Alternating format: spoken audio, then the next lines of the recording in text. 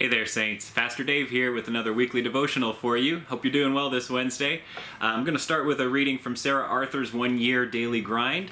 This devotional is about grace. So I grew up around the Great Lakes. Most of my summer memories involve water in some form or another. In fact, one of my earliest memories is of running down a red dock on a crystal clear lake in northern Michigan and suddenly finding myself toppling head over heels into the shallows. I landed underwater on the sunny lake floor with my eyes still open, sand billowing out and little minnows darting away in every direction, but just as my arms started flailing, I felt a strong hand on the back of my shirt and someone pulled me out. Maybe my dad or an uncle. Whoever it was, he was laughing. "I gotcha," he said, like I was the fish that almost got away. I'd been underwater just long enough to be surprised, but not long enough to be scared, though I did learn my lesson about running on docks. I gotcha. How many times has God said that to us? We hear him say, "Don't run on the dock," 100 times, but what do? Of course we run, giggling until our feet land on nothing but air and we go down, down, down into the water out of our own foolishness. And he is gracious enough to grab the back of our shirt and pull us out of the water again. For now, while we are spiritual toddlers, we experience God's grace as super dad, bailing us out of trouble when we've deliberately done what we knew we shouldn't. But what would we think of a grown person who insisted on running on docks willy-nilly and still fell in? We'd help them out of the water when we could, but we wouldn't trust them with other responsibilities. God expects us to mature spiritually too. We will not run on docks forever and get away with it. Well, Saints, I can relate to that both as a former child and as a current dad. I can relate to the sense of, being able to trust in my parents and relying on them in those times when I made mistakes and when I put myself in harm's way and them pulling me out. And I can also think about times when I've had to do the same for Charlotte. You may have seen these dad reflexes compilation videos online. I think these are really funny, where you got a bunch of kids just doing stupid kid stuff and dad jumping in at the last minute to pull them back off of the edge that they were about to fall off, or catch them as they jump out of the swing into midair, and dad just always shows up right when needed in order to save the kid from harm. I experienced that myself when I was a kid, and I have done a little bit of that. Not the serious danger with Charlotte, but I've helped her out of a few kind of scrapes and tough situations.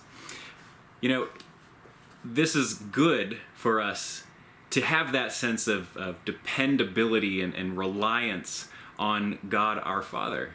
It's good for us to feel like we can trust God in that way.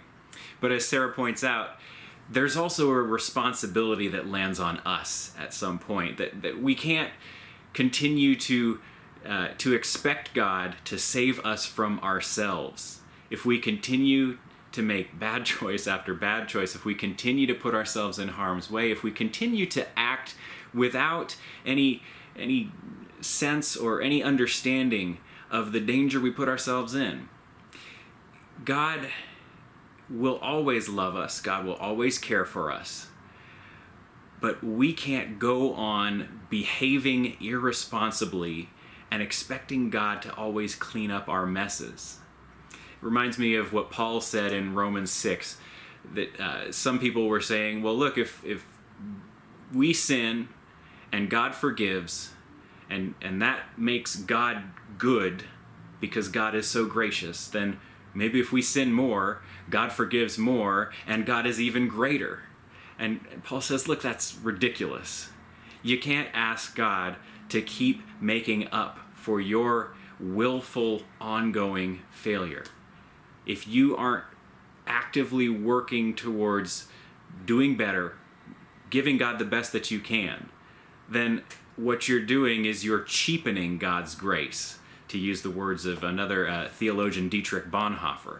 You're saying that it doesn't matter to you what it costs God in order to save you or forgive you or clean up after you, because you don't experience the loss or the pain in that. you don't care what it costs God. And that is a very selfish and very short-sighted way to live. So saints, think about, where are the docks that you are maybe still running? Where are the places where you are still living dangerously, putting yourself at risk, putting maybe others around you at risk, and really just kind of relying on God's goodness to take up the slack? What would it mean to grow up in that spiritual sense? What would it mean for you to take more responsibility for yourself and for the world around you? That's your devotional for this week. I hope it's a helpful one, worth thinking about, and I hope you're doing well. Take care, saints. I'll be praying for you. Keep on praying for me. God bless you.